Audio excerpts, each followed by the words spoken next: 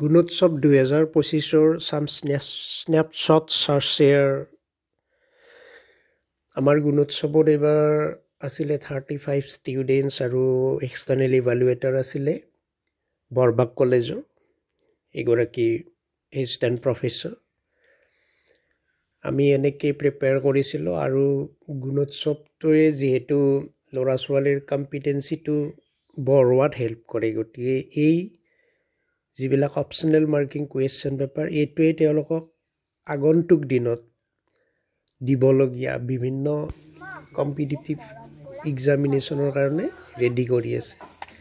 এইটোৱে তেওঁলোকক ফান ৱেত লৈ আছে এতিয়া গুণোৎসৱটোত, আৰু এই ফান ৱেত কৰি কৰি কৰি কৰি তেওঁলোকে এইটোৰ প্ৰতি ইমান অভ্যাস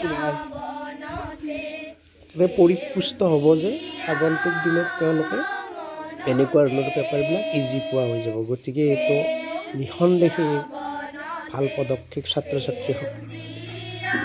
আমি এনেকৈ সঁহাৰি দি গৈ থাকিম গুণোৎসৱত। Thank U.